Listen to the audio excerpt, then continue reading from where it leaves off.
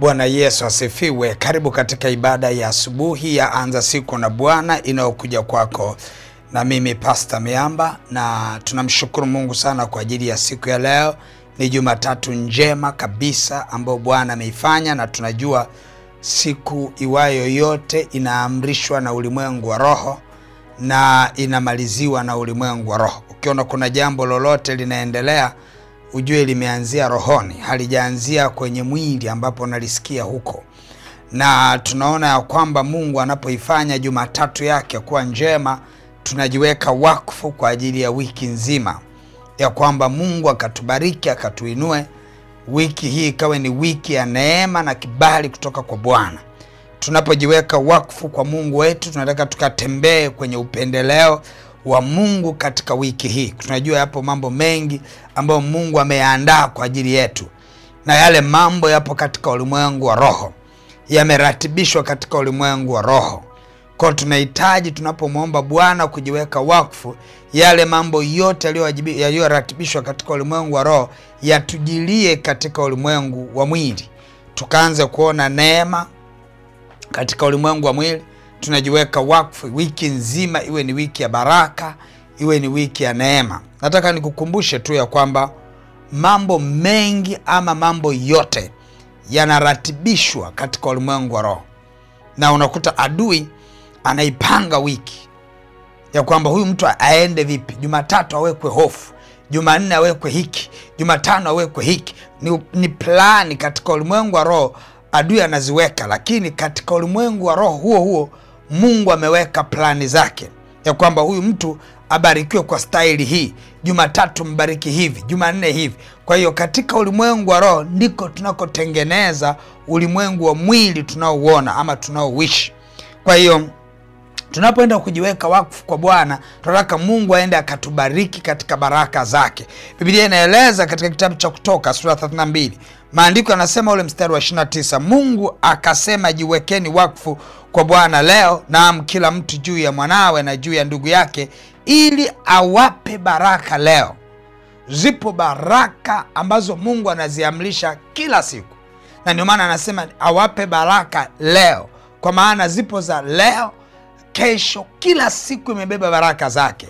Tunapoenda kujiweka wakfu kwa Mungu, tunamwambia Mungu ya kwamba sisi bila wewe hatuwezi. Tunahitaji msaada wako. Pasipo wewe hatuwezi kufanya jambo lolote. Ndio tunapojiweka wakfu kwa Bwana, kwamba enda na sisi tupiganie.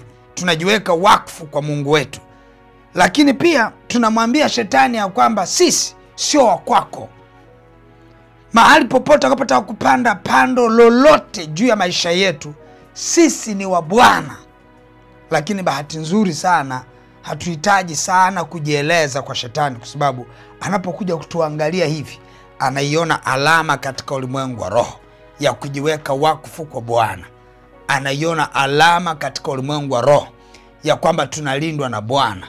Anaiona alama katika ulimwengu wa roho ya kwamba haruhusiwi kutugusa kwa namna iwayo yote. Kwa tunakuwa ni watoto wa agano. Tunakuwa ni watoto wa agano katika wiki hiyo. Kwa hiyo nataka twende mbele za Bwana, tumwambie Mungu, pasipo wewe sisi hatuwezi jambo lolote. Tunahitaji msaada wako katika mambo yote. Tunahitaji kutiwa nguvu, tunahitaji afya njema, tunahitaji furaha, tunahitaji kicheko katika mambo yote. Mungu liye hai, wewe peke yako ndio unayeweza, sisi hatuwezi. Tunahitaji kulindwa na wewe. Maandiko yanasema Bwana asipoulinda mji, wakeshao wakesha bure. Maandiko yanaeleza ya kwamba ijapo utafunga milango na madirisha, lakini Bwana ndo anayelinda nyumba yako.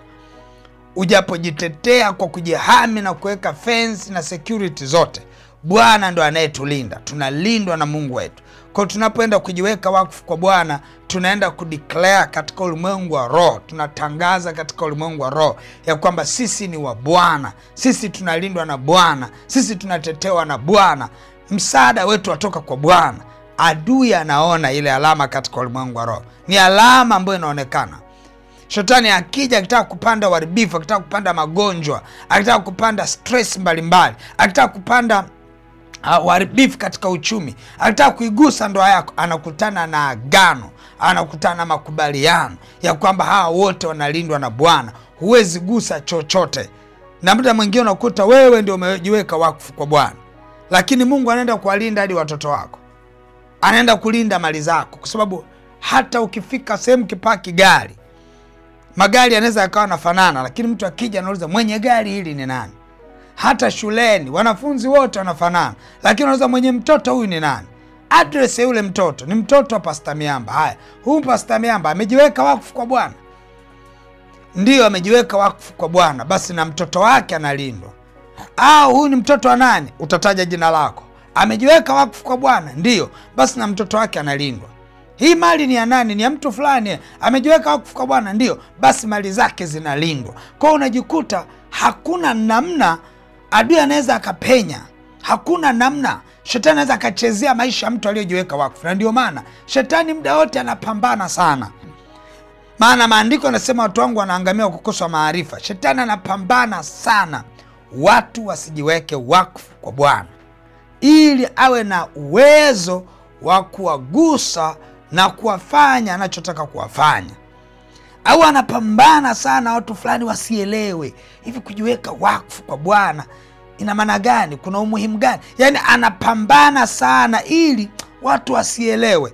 Wasipoelewa, wasipojiweka wakfu kwa Bwana, anapata urahisi wa kuingia na kufanya anachotaka kukifanya.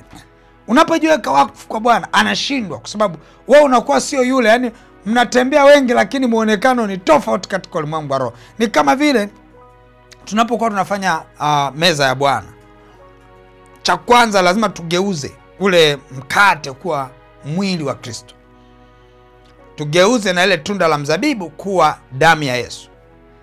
Baada ya kugeuza, tayari muonekano linaonekana tunda la mzabibu, lakini katika ulimwengu wa roho inaonekana ni damu ya Yesu.